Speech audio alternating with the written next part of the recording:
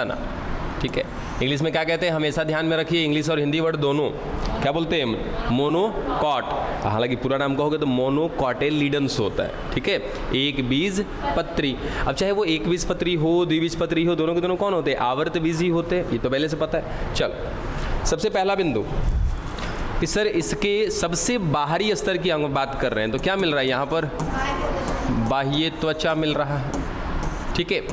अब बाह्य त्वचा कैसा है बच्चा, ये एकल स्तरीय है, और इस पर त्वचारोम है, नहीं मिल रहा है इस पर त्वचारोम, ठीक है, डन है यहाँ तक। उसके बाद क्या इस पर क्यूटिकल पाया जाएगा,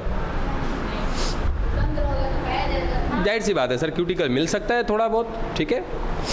अब इसके बाद सर बाह्य त्वचा के नीचे जब हम आते हैं तो क्या मिलता है हमारे पास, भरण ऊतक मिलता है। अब भरण ऊतक नॉर्मली हमें पता है कि सर ये कहीं ना कहीं स्तरों में विभेदित होता है। तनी खड़ा हो जाएगा बाबू, तनी भरण ऊतक का एक एक स्तर तनी बताइए तो। वलकुट, वलकुट के भी स्तर बताइए, वलकुट भी स्तरों में है ना, बताइए वलकुट कितने स्तरों में है, कौन कौन, अंतस, पहले ही अंतस्थ आ जाएगा, अधस्त्वचा, अधस्त्वचा, उसके बाद तो ये लोग से पूछे, बताओ, सामान्य वलकुट, अंतस्त्वचा।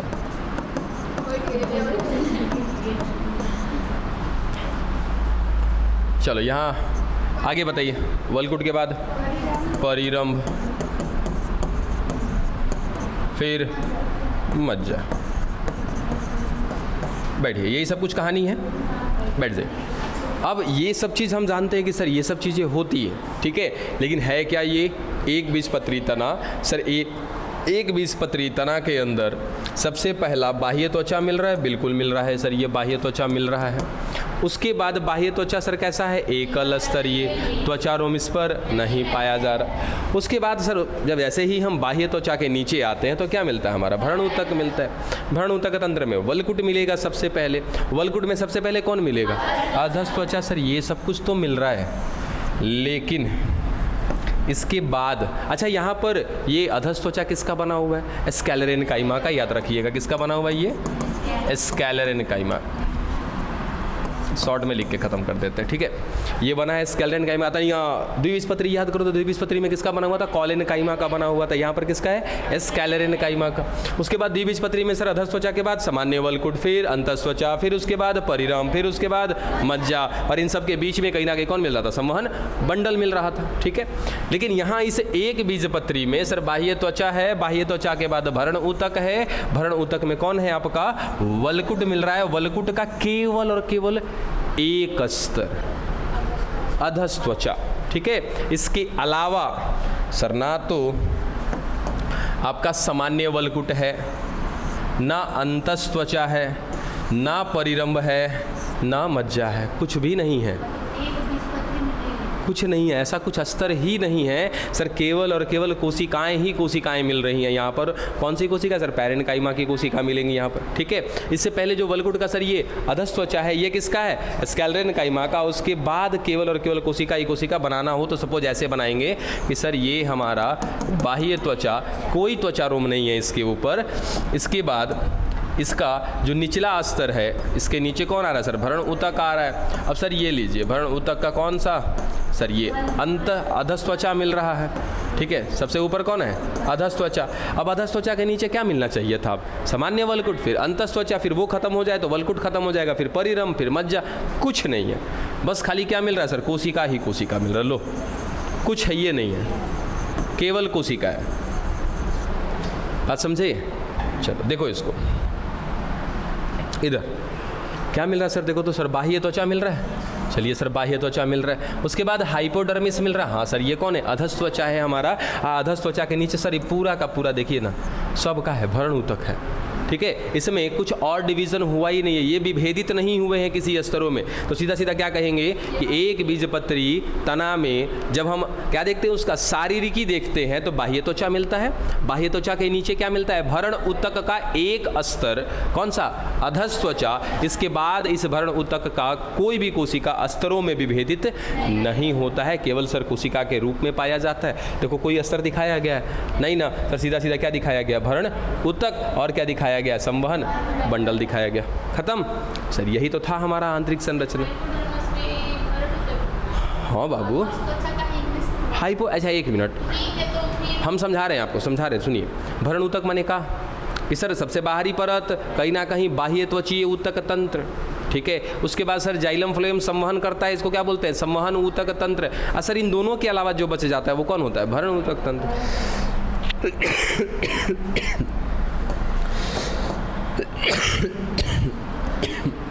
ये देखो सर, ये बाह्य त्वचा, ये हो गया का जाइलम फ्लोएम यानी कि संवहन ऊतक। इसके अलावा जो खाली जगह बचा उसको किसने भरा है, तो जिसने भरा है वही कौन कहलाएगा, भरण ऊतक कहलाएगा। फिर जब देखते हैं तो पता चलता है कि सर भरण ऊतक जो होता है ये मुख्यतः 3 स्तर में होता है। कौन कौन, वलकुट, परिरंभ, मज्जा। फिर हमने वलकुट को भी देखा था कि द्विबीजपत्री में वलकुट भी सर स्तरों में बटा हुआ था, अधस त्वचा, सामान्य वलकुट, अंतस त्वचा, वो कहाँ था, द्विबीजपत्री में। यहाँ पर सर भरण ऊतक है, भरण ऊतक टूटा ही नहीं किसी में, किसी स्तर में बटा ही नहीं, केवल एक स्तर में बटा है, वो कौन है हमारा, हाइपोडर्मिस यानी कि अधस त्वचा, बस। हाँ बाकी सब भरण ऊतक ही है। वहाँ भी जैसे देखो, अगर हम कहते अधस त्वचा, सामान्य, जैसे कहते थे सर एक ना संरचना मिल रही है, देखो यहाँ पर सर हमने कहा ये रहा बाह्य त्वचा, ठीक है। इस बाह्य त्वचा के नीचे मिल रहा है सर वलकुट, ये लो सर, ये वलकुट हो गया। वलकुट का ये पहला स्तर हो गया। उसके बाद वलकुट का पहला स्तर तो क्या कहलाएगा, अधस त्वचा। सर दूसरा स्तर इका कहलाएगा, सामान्य वलकुट। इसका तीसरा स्तर उका कहलाएगा, अंतस त्वचा कहलाएगा। सर यहाँ से यहाँ कौन है, ये वलकुट है। इसके बाद क्या मिलेगा यहाँ पर हमको, सर लीजिए यहाँ से यहाँ ये मिल रहा है परिरंभ, ठीक है, हो गया ये परिरंभ। अब परिरंभ के बाद नीचे कौन मिल जाएगा, सर ये मज्जा मिल जाएगा। जस्ट एक मान लिया जाए कि सर ऐसी स्थिति मिल रही है, ठीक है। वो तीनों वलकुट, परिरंभ, मज्जा, सर ये तीनों मिला करके कौन है, भरण ऊतक है। तो सिंपली सर भरण ऊतक ऐसे मिल सकता है, हो सकता है कि इसका वलकुट 3 स्तर में विभेदित हो या ना भी हो। तो या तो पूरा का पूरा सर ऐसे केवल भरण ऊतक के रूप में मिल सकता है, या तो इसका भरण ऊतक इस तरीके से विभेदित हो सकता है। तो विभेदित है कहाँ पर, द्विबीजपत्री में।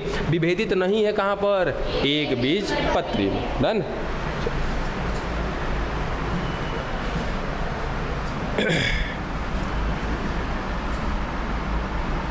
चलो यहाँ तक की बात कर चुके हैं हम लोग, ठीक है। यहाँ तक में कोई दिक्कत किसी को नहीं। चलो सर ये सब स्तरें नहीं मिल रही है। अब उसके बाद क्या रह जाता है सर, हमने भरण ऊतक देख लिया।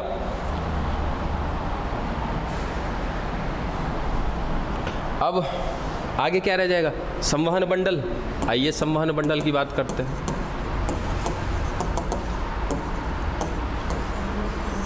अब संवहन बंडल भी तनी ध्यान से देखो, समझ में आ जाएगी कहानी यहीं पर। ये देखो सर, ये कौन है, पूरा का पूरा जो ये लाल लाल सा दिखा रखा है, ये कौन है सर, संवहन बंडल है, ठीक है। तनिक बढ़िया से देखो, बढ़िया से सर। एक बार ना द्विबीजपत्री को याद करो सर, द्विबीजपत्री पे कहाँ था, इसे किनारे पर लगा हुआ था, है ना सर। एक वलय बन रहा था, एक छल्ला बन रहा था। यहाँ पर छल्ला बन रहा है क्या, नहीं ना। तो सर सबसे पहला चीज़ तो हम यहाँ पे क्या कह देंगे कि यहाँ पर जो संवहन बंडल है सर बिखरा हुआ है, ठीक है सर। चारों तरफ ये तो बिखरा हुआ है, कहीं पर इसका कोई निश्चित व्यवस्था ही नहीं है। जबकि द्विबीजपत्री में सर एक निश्चित व्यवस्था था, वो परिधि पर लगे हुए थे और एक वलय का निर्माण कर रहे थे, जबकि यहाँ पर ऐसा कुछ भी नहीं है। तो सिंपल सा कि सर यहाँ पर संवहन मंडल कैसे होंगे, बिखरे हुए होंगे, ठीक है। पहला चीज़ नोटिस किया आपने को, पिक्चर में ये सब कुछ नोटिस हो जाएगा। दूसरा एक चीज़ और देखो कि सर किनारे किनारे पे देखो कितना बड़ा बड़ा है, अब बीच में देखो छोटा छोटा है, उल्टा, अच्छा किनारे पर क्या है, छोटा है, और सर मध्य में क्या है, बड़ा है। ये दूसरा पॉइंट याद रखिएगा कि सर अगर मैं परिधि पर बात करूं तो परिधि पर मिलने वाला जो संवहन बंडल होगा वो आकार में क्या होगा, छोटा होगा। तुलनात्मक रूप से बात करेंगे अगर बीच वाले की तो, ठीक है। और सर बीच में केंद्र में जो मिलने वाला संवहन बंडल होगा वो क्या होगा, आकार में बड़ा होगा। ये भी बात समझ में आ गया है? क्या हो गया जी?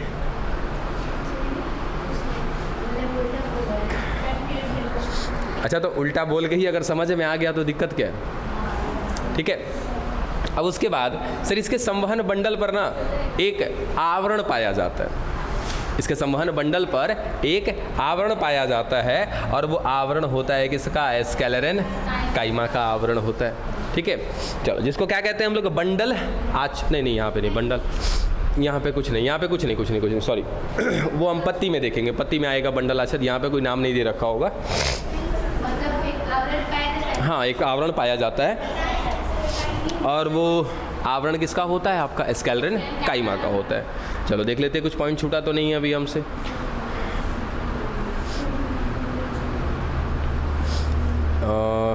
ट्राइकोम नहीं होता है, अधस त्वचा होता है केवल, उसके बाद भरण ऊतक होता है पैरेन्काइमा का, ये बातें हो गई। फिर उसके बाद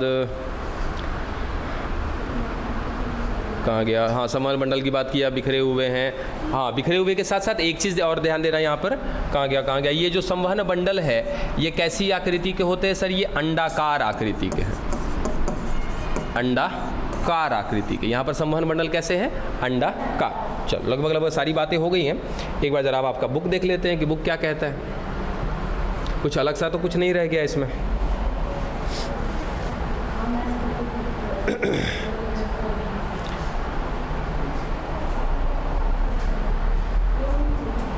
चलो एक बीजपत्री तना, एकदम छोटा सा टॉपिक है, पढ़ के खत्म करते हैं। एक बीजपत्री तने की शारीरिकी रचना द्विबीजपत्री तने से कुछ भिन्न है, लेकिन ऊतकों के विन्यस्त रहने के क्रम में कोई अंतर नहीं है। इसका मतलब कि सर जो ऊतक जैसे मिलते हैं वैसे ही मिल रहे हैं, इसमें कोई ज़्यादा अंतर नहीं मिल रहा है, इतना में देख सकेंगे। उसके बाद एक बीजपत्री तने की बाह्य त्वचा पर त्वचारोम नहीं पाए जाते। एक बीजपत्री तने में अधस त्वचा स्कैलरेन काइमा कोशिका की बनी होती है, जबकि द्विबीजपत्री में क्या था, कॉलेन काइमा, ठीक है। वलकुट में कई सतहें होती हैं, इनमें बहुत से बिखरे हुए संवहन बंडल होते हैं। अब देखो वलकुट में कई सतहें होती हैं, लेकिन सतहों का कोई नाम नहीं है सर, केवल और केवल कोशिका का अस्तर मिल रहा है, लेकिन वो अस्तर किसी तरीके से विभेदित नहीं किया गया है, ठीक है।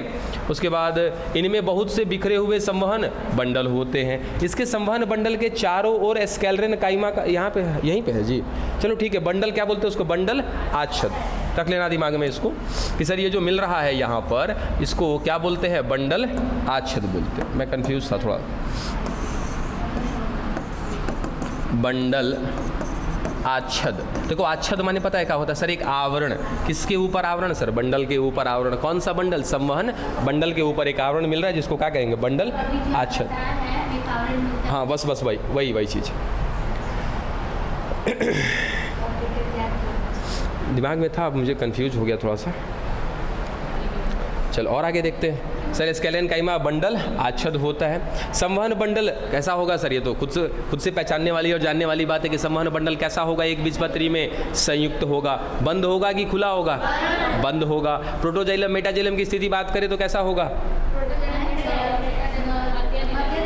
मध्याधिदारुक होगा सर। तने में हमेशा मध्याधिदारुक होगा, चाहे वो एक बीजपत्री तना हो या द्विबीजपत्री तना हो। चल संवहन बंडल संयुक्त होते हैं, बंद होते हैं। परिधीय संवहन बंडल प्रायः छोटे, देखो परिधि पर मिलने वाले जो संवहन बंडल है वो प्रायः छोटे और केंद्र में बड़े होते हैं। संवहन बंडल में, अरे बाप रे बाप, एक चीज़ देखो इसमें भूला हुआ था कि जैसे आपका जाइलम जो होता है, जाइलम के कितने घटक होते हैं सर, 4।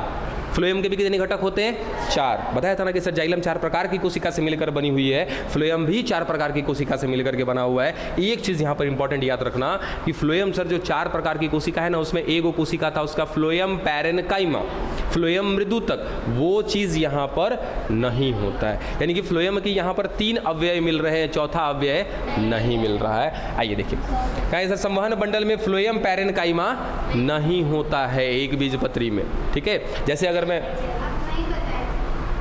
अरे अब भी तो बता रहे,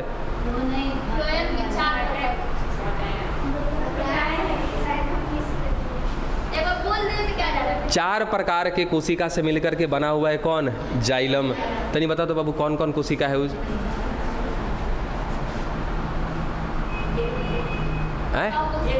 अरे ठहर जाओ, एगो हम बताएं। चालनी नलिका,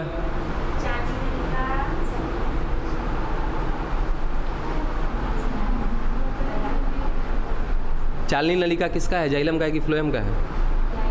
जाइलम का है। हे भगवान, तो वाहिनी का किसका है? चालनी नलिका बाबू किसका है? फ्लोएम का है।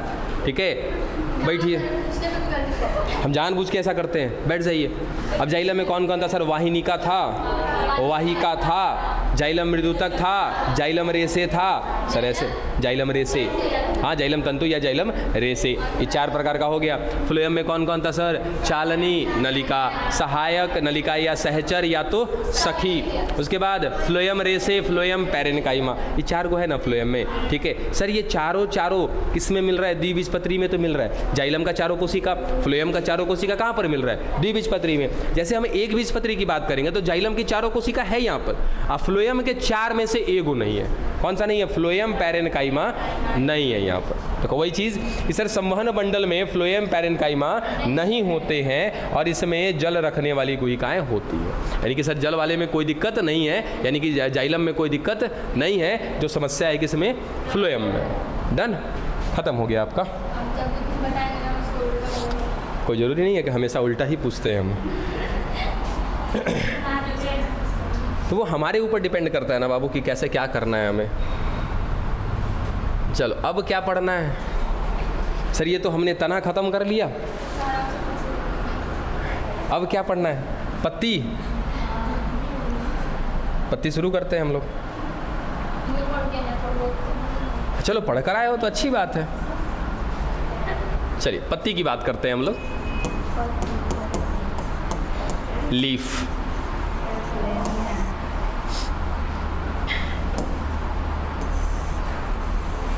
चलो पत्ती पढ़ा आपने, ठीक है। अब पत्ती अगर पढ़ा है तो सर पत्तियां कितनी प्रकार की होती हैं? देखो पत्तियां कितनी प्रकार की है सर? 2 प्रकार की पत्तियां होती हैं सर। एक पर ऐसा प्रकार मिलता है और एक ऐसा। अब दोनों में अंतर क्या दिख रहा है सर? देखिए यहाँ पर ये जो पत्ती दिख रही है ना, इस पत्ती में जो मध्य सिरा है, मध्य सिरा के बाद क्या सर? सिरिकाएँ हैं सर। वो कैसी? ये समानांतर है, देखो इस तरीके से। इसमें जाल नहीं बनता है, नारियल हो गया, केला का पत्ता हो गया, ठीक है बिल्कुल। तो सर इनमें जाल नहीं दिख रहा है, ये एक प्रकार की पत्ती हो गई। देखो क्या है सर? ये मोनोकॉट लीफ है, यानी कि एक ऐसी पत्ती जो किस में पाई जाएगी? एक बीज पत्री में। यहाँ देखो सर डाइकॉट लीफ, इसका मतलब कि सर एक ऐसा पत्ती जो कहाँ पर पाया जाएगा? द्विबीज पत्री में। यहाँ पर देखो सर ये जाल दिख रहा है क्या? देखो तो, है ना, मध्य सिरा से कहीं ना कहीं सिरा, फिर सिरिकाएँ निकल करके किसका निर्माण कर रही है सर? जाल का निर्माण कर रही है। ठीक है, तो सर ये क्या कहलाएगी पत्ती? क्या कहलाएगी छोड़ दो, बता रहे हैं फिलहाल कि सर ये पत्ती कहाँ पर मिलेगी? द्विबीज पत्री में मिलेगी। देखो, और ये कहाँ पर मिलेगी? एक बीज पत्री में। यानी कि सर पत्तियाँ भी 2 प्रकार की पढ़नी है हमको। एक पत्ती पढ़ेंगे द्विबीज पत्री का, एक पत्ती पढ़ेंगे हम लोग एक बीज पत्री का। अब सर द्विबीज पत्री में मिलने वाला पत्ती, इसका नाम क्या है? और एक बीज पत्री में मिलने वाला पत्ती, इसका नाम क्या है? याद रखिएगा, इसको कहते हैं बच्चा पृष्ठाधार पत्ती। ठीक है, डॉर्सी वेंट्रल बोलते हैं।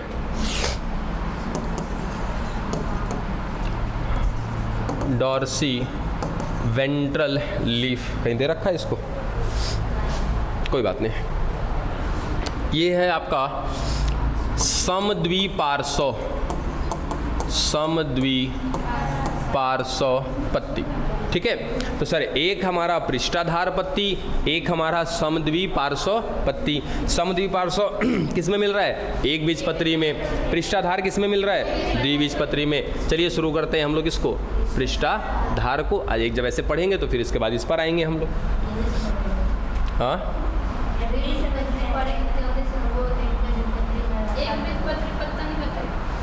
पत्ता नहीं होता है, इसमें नहीं दिया होता है, बस एक बीज पत्री नहीं दिया है। दिया है सर, नंबर 6 नंबर नहीं जैसे। अब हम क्या कहें? अब क्या लिखे थे सर आप? उसका नाम समद्विपार्श्व। समजीव पार्श्व। हाँ, क्या दिया वहाँ पे? अरे ठीक है, थोड़ा बहुत का।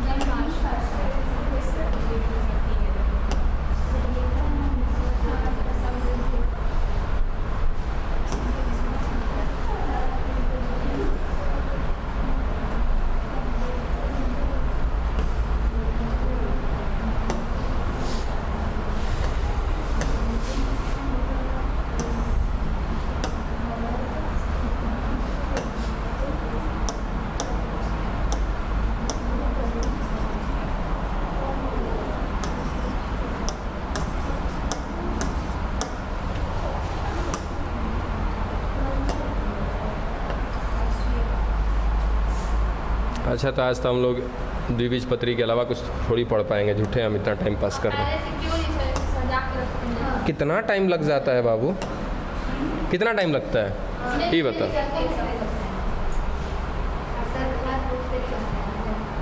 चलिए, अरे हमारा हाथ तो तेज चल रहा है, आपका दिमाग भी तेज चले तब ना।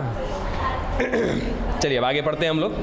ख़त्म करिए, बात ख़त्म करिए, शुरू करते हैं। सब पता चलेगा तो सृष्टि का जुबान तेज चलेगा।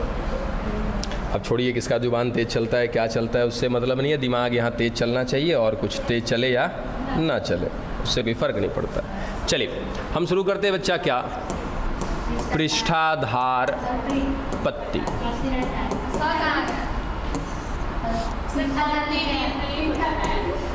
ठीक है, हो गया।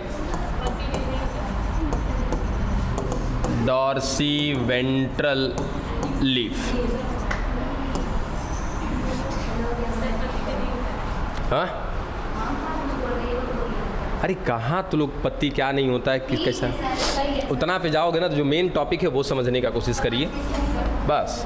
चलो देखो सर, ये पत्ती, अब देखो यहाँ पत्ती का 3D नहीं बना सकते हम, तो थोड़ा सा समझने का कोशिश करिएगा। पत्ती देखा है सभी ने? ठीक है सर, अगर मैं इसको कह दूँ कि ये पत्ती है, पत्ती का ये सामने वाला भाग है, पत्ती का ये पीछे वाला भाग है। ठीक है, तो सर पत्ती का, अब ना इसको समझाने के लिए यहाँ पे थोड़ा सा पॉसिबल नहीं है, लेकिन फिर भी ध्यान रखिएगा कि सर ये कह देते हैं कि पत्ती का ये ऊपरी भाग है। ठीक है, और इसको कह देते हैं कि ये पत्ती का निचला भाग है। कंफ्यूज नहीं होइएगा। हाँ, बस वही चीज़, पूरा प्रॉब्लम क्रिएट होगा यहाँ पर, इसलिए ध्यान से सुनिएगा। एक सर पत्ती का ऊपरी भाग, एक पत्ती का निचला भाग, यानी कि सर ये सामने वाला ऊपरी भाग है और इसका पीछे वाला क्या है? निचला भाग है। ठीक है, अब सर ऊपरी भाग जो है इसको हम नाम देते हैं अभ्यक्ष सतह। एकदम आराम से चलिए ना, सब कुछ समझ में आएगा। क्या कहते हैं सर? पत्ती का ऊपरी भाग क्या कहलाता है? अभ्यक्ष सतह।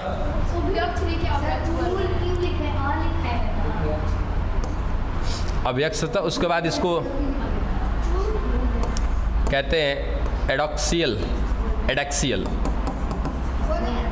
सरफेस। ये हो गया आपका पहला। दूसरा कि सर पत्ती का जो निचला भाग है इसको कहते हैं अपाक्ष सतह, और इसको नाम देते हैं एबैक्सियल सरफेस। ये बड़ी कंफ्यूज करता है पत्ती वाला भाग, इसीलिए बोल रहे हैं थोड़ा आराम से पढ़िए इसको। पत्ती का ऊपरी भाग अव्यक्त सतह, पत्ती का निचला भाग अपाक्ष सतह। ठीक है, अब ये बताओ कि सर ये मेरा अधर भाग है कि पृष्ठ भाग है? ठीक है, यानी कि सर हर एक चीज़ का कहीं ना कहीं क्या होगा, एक अपना अधर भाग होगा और एक अपना पृष्ठ भाग होगा। अब बताओ कि सर पत्ती का अभ्यक्ष सतह और अपाक्ष सतह कौन इसमें अधर है, कौन इसमें पृष्ठ है? बिल्कुल सर, ये अभ्यक्ष जो है ये है अधर भाग। ठीक है, और इसका जो अपाक्ष सतह है ये क्या है? इसका पृष्ठ सतह है।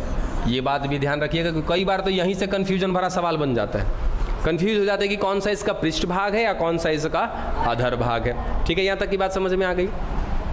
अब क्या करना है सर? ये तो हमने बाहर से समझ लिया इसको, ठीक है, लेकिन हमको क्या करना है? इसका शारीरिकी पढ़ना है ना, कुल मिला जुला के सर इसके अंदर का संरचना पढ़ना है। ठीक है, तो अभी क्या करने जा रहे हैं देखो। सर ये वाला भाग इसका काटते हैं हम लोग यहाँ से इस तरीके से, और इसको काट करके देखने वाले हैं हम लोग कि क्या मिलेगा। देखो जैसे सिंपल सा सपोज ये कि सर ये पत्ती है, ठीक है। अब ऐसे सर पत्ती दिख रही थी, ये इसका सामने वाला भाग था, क्या बोला हमने इसको, अभ्यक्ष सतह। इसके पीछे वाला भाग था अपाक्ष सतह। ये कौन, अधर, ये कौन, पृष्ठ, ठीक है सर पत्ती ऐसे। अब इसको ना हम काट दिए ऐसे। काटने के बाद सर पत्ती बहुत पतली होती है तो इसका ऊपरी सतह निचला सतह समझ में आएगा नहीं, बस समझ लें कि सर ये पत्ती है, थोड़ी सी मोटी बना दी, इसको हमने यहाँ से ऐसे काट दिया, तो सर क्या ये ऊपर वाला कहेंगे कि कौन है, ये अभ्यक्ष, ठीक है। सर नीचे वाला कौन होगा, अपाक्ष होगा। क्या यहाँ पर सर कोशिकाएं दिखेंगी हमें, ठीक है। तो बहुत ज़्यादा जूम किया हुआ है। अब देखो क्या क्या चीज़ें मिलेंगी। ये देखो,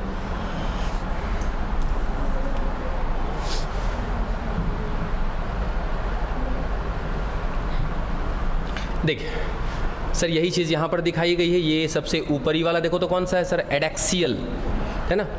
एडैक्सियल का मतलब क्या था, अभ्यक्ष सतह। यहाँ देखो सर ये कौन, एबैक्सियल, ये कौन है, अपाक्ष सतह। सर ये ऊपर वाला भाग है, ये निचला भाग है।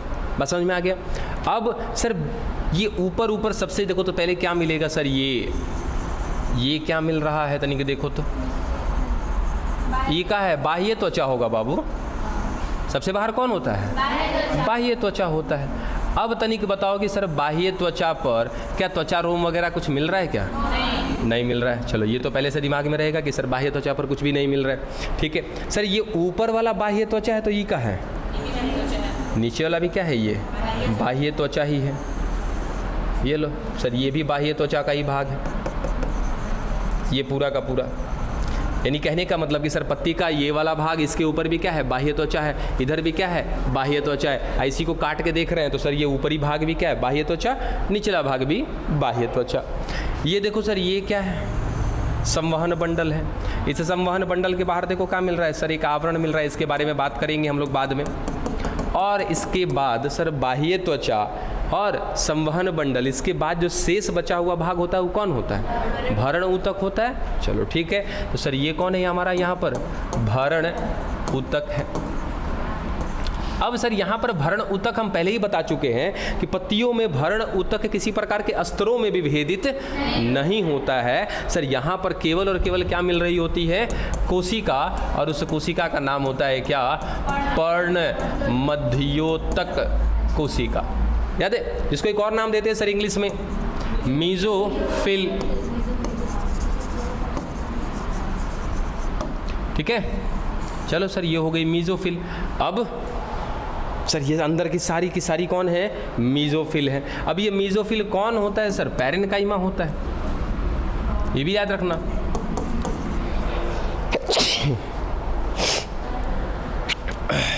अब एक चीज़ और बताओ कि सर यहाँ पर मिलने वाला सारा का सारा ये कौन है सर, ये जितनी भी कोशिकाएं मिल रही हैं ये सारे के सारे कौन है, भरण ऊतक है। और भरण ऊतक में कौन है सर, सारे के सारे पैरेन्काइमा है। अब खुद से देख के बताओ कि सर क्या सारा का सारा पैरेन्काइमा एक जैसा दिख रहा है क्या, या अलग अलग है, अलग अलग है। चलो क्यों अलग अलग है, इसके पीछे का बहुत बड़ा रीज़न है, आइए समझिएगा उस रीज़न को। जैसे मैं बना के दिखा देता हूँ।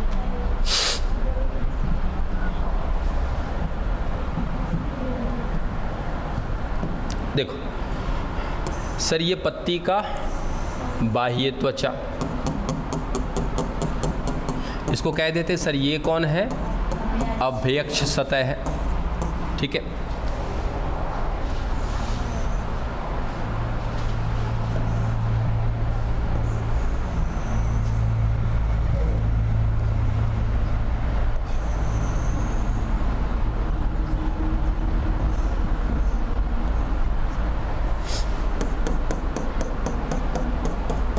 ठीक है, ये हो गया हमारा अपाक्ष। अब देखना गौर करना क्या क्या चीज़ है सर। सबसे पहले अच्छा इसका भी नाम लिख देते हैं कि ये कौन है, बाह्य त्वचा है। बाह्य त्वचा सर ये भी है और बाह्य त्वचा ये भी है। वो बाह्य त्वचा अभ्यक्ष सतह का, ये बाह्य त्वचा अपाक्ष सतह का। अब एक चीज़ ज़रा ध्यान देना कि सर यहाँ पर मैंने छिद्र बनाया है। अब ये छिद्र किसका है सर, यहाँ पर मिल रहा है कौन, एस्ट्रोमेटा मिल रहा है, द्वार कोशिकाएं हैं। ये कौन है हमारा, रंध्र है, पहला चीज़ तो ये बताओ कि क्या अभ्यक्ष सतह में रंध्र होते हैं? सर हो सकते हैं, अगर होंगे तो ना के बराबर। ठीक है, हो सकते हैं, अगर होंगे तो ना के बराबर होंगे। तो मुख्यतः जो रंध्र की अधिकतम संख्या होती है वो कहाँ पर पाई जाती है? अपाक्ष सतह में पाई जाती है। ठीक है, अब पत्ती है तो क्या पत्ती पर क्यूटिकल का आवरण मिलेगा क्या? बिल्कुल मिलेगा। देखो जरा खुद से देखना तो इसको।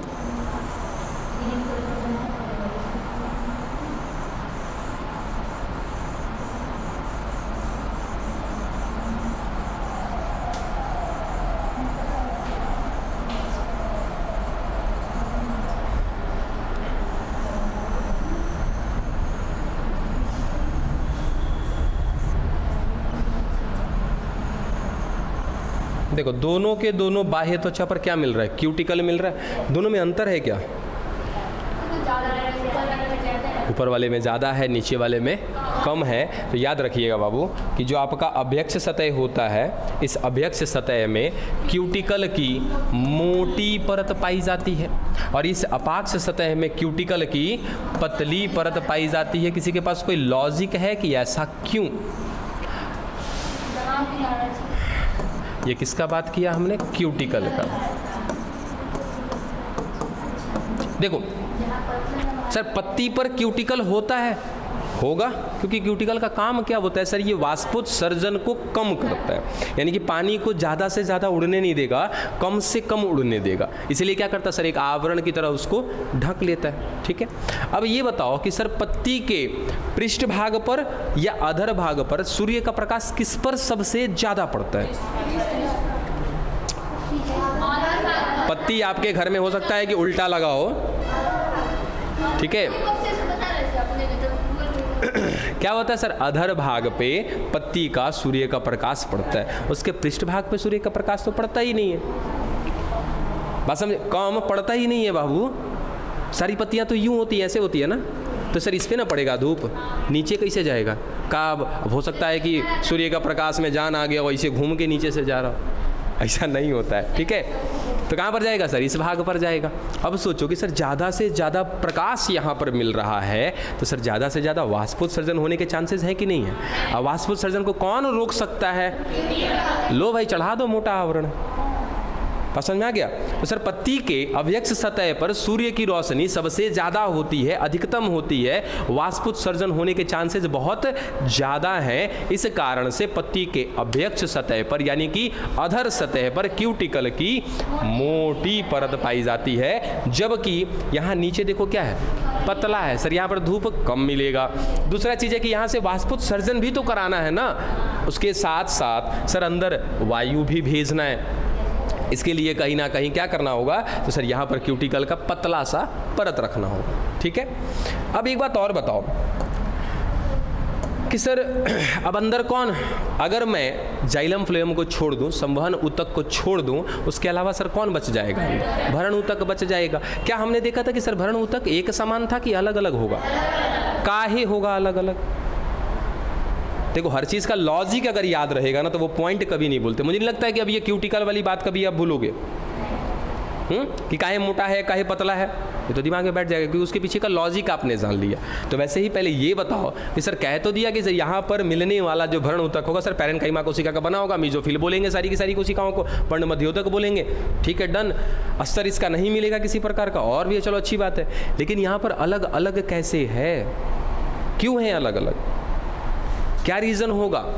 सर इसका कुछ भाग जो किधर है? अभ्यक्ष के तरफ है, कुछ भाग जो अपाक्ष के तरफ है। सर अभ्यक्ष के तरफ मिलने वाली कोशिकाएं अलग आकार प्रकार की होंगी, इधर अपाक्ष की तरफ मिलने वाली कोशिकाएं ये अलग आकार प्रकार की होंगी। ऐसा काहे? रीज़न देखो क्या है कि सर यहाँ पर सूर्य का प्रकाश ज़्यादा से ज़्यादा पड़ने वाला है इस हिस्से में। ठीक है, चलो अब सर सूर्य के प्रकाश से पत्ती का क्या रिश्ता है? सर प्रकाश से ही तो रिश्ता है उसका। क्या करेगा? प्रकाश संश्लेषण करेगा। अब प्रकाश संश्लेषण माने क्या होता है? प्रकाश की उपस्थिति में भोजन का निर्माण करना।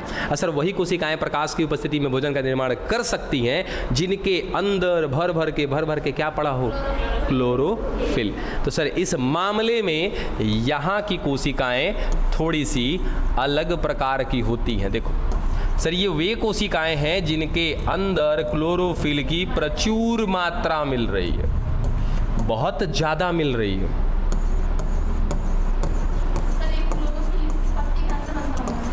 पत्ती के अंदर नहीं होता है, पत्ती की कोशिकाओं में होता है।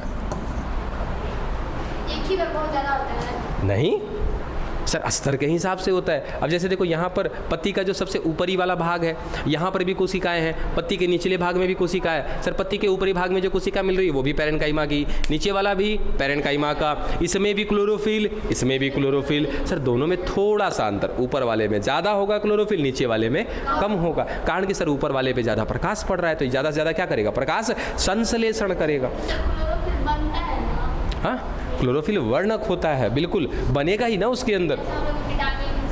बिल्कुल बाबू, इसके अंदर क्या है सर? कोशिका में डीएनए है, डीएनए में क्या मिलता है सर? जीन मिलता है। जीन क्या करते हैं? व्यक्त होते हैं। जब व्यक्त होते हैं तो अपने लिए पदार्थ बनाते हैं। ठीक है, चलो आगे। सर यहाँ पर इधर भी कोशिकाएं मिल रही हैं। देखो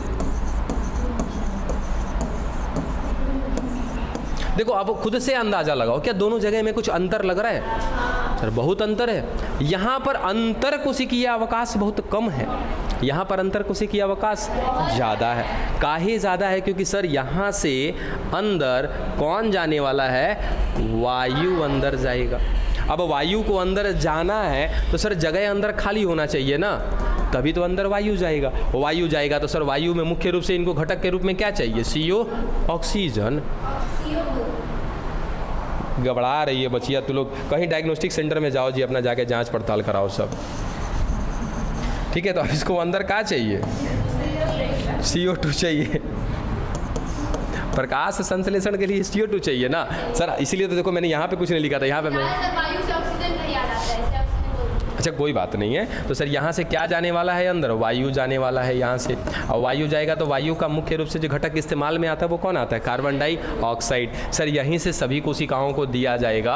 अब ऐसा जो मैंने ये बीच में मार्जिन बना दिया, मार्जिन को हटा देते हैं अब।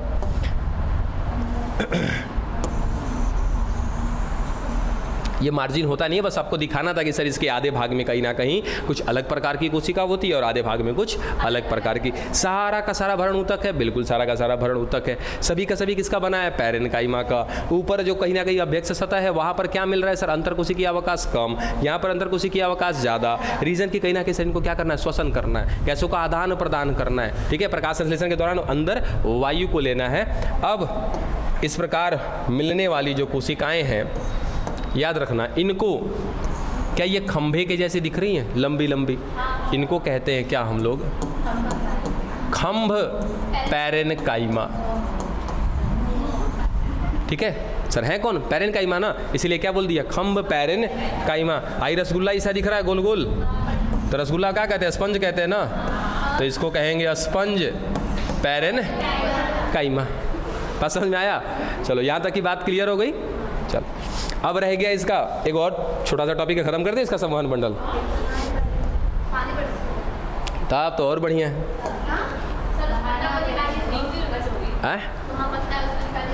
निकाल दे, कहाँ पे पकता है? वो चिपकाया हुआ है सब। अच्छा निकालते हैं, पहले यहाँ इसको समझ लीजिए जरा। देखो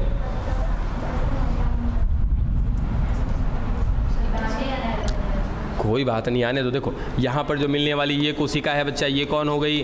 खंभ पैरेन्काइमा हो गई। इसमें ज़्यादा से ज़्यादा क्या पड़े होंगे? क्लोरोफिल पड़े होंगे।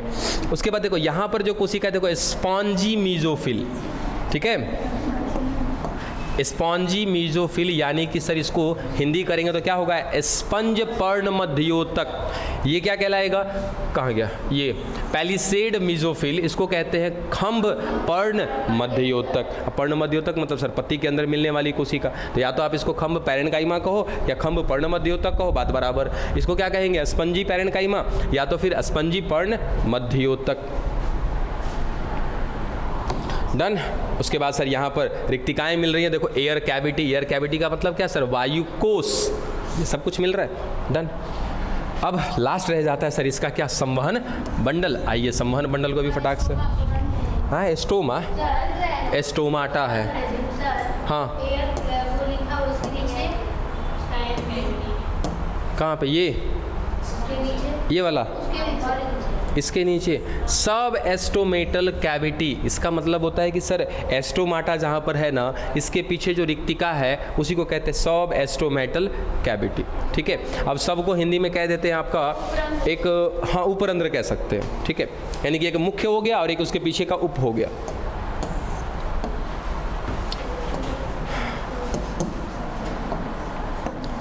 चलिए फटाफट इसके संवहन बंडल की बात कर लेते हैं हम लोग। कुछ नहीं है संवहन बंडल में इसके। चलो संवहन बंडल में क्या क्या बातें जानते हैं, जरा फटाफट बताइएगा, कैसा मिलेगा इसका संवहन बंडल। संयुक्त होगा क्या, ठीक है, संयुक्त में कैसा होगा सर, ये बंद प्रकार का होगा, ये भी बताने की जरूरत तो नहीं है। क्या कर रहे हैं आप लोग, ज़्यादा जाने की जल्दी है तो फिर हरकतें क्यों करते हैं। चलिए संयुक्त हो गया, बंद हो गया, और अगर मैं जाइलम की बात करूं इसमें तो जाइलम आए हो बाबू, हाँ बाबू, हमारे हिसाब से तो ऐसा नहीं लगता है कि पत्ती की चौड़ाई बढ़ती है। समझ में आ गया सर। अगर मैं कह दूं कि सर खुला है जाइलम फ्लोएम, इसका मतलब सर ये जाइलम, ये फ्लोएम, और इसके बीच में कौन आ रहा होगा, कैम्बियम। ऐसा ही ना सर, ये कैम्बियम आएगा तो कहाँ करेगा सर, चौड़ाई बढ़वाएगा। ठीक है, अब पत्ती की चौड़ाई बढ़ती है कहाँ, तब तो सर इसको बंद कहें कि खुला कहें, बंद कहना ज़्यादा उचित रहेगा। समझ में आ गए, ठीक है, ये तो दिक्कत होता है, पहले समझिए उसके आराम से सोचिए। संयुक्त हो गया, बंद हो गया, उसके साथ साथ जाइलम होगा। यहाँ पे जाइलम होगा तो क्या आएगा सर, प्रोटोजाइलम, मेटाजाइलम। अब प्रोटोजाइलम और मेटाजाइलम के हिसाब से कहीं ना कहीं दो परिस्थिति, मध्यादि दारुक, बाह्यादि दारुक। कैसा होगा ये, मध्यादि दारुक होगा। ठीक है, उसके बाद सर इसका जो संवहन बंडल मिल रहा है, इसके संवहन बंडल पर देखिए एक आवरण था ना, उस आवरण को क्या कहते हैं, बंडल आच्छद, यहाँ पर भी। और ये भी बना हुआ है किसका, स्केलरेन काइमा का। स्वाहा हो गया, ख़त्म हो गया आपका। बस लाइन देख करके ख़त्म कर लीजिए।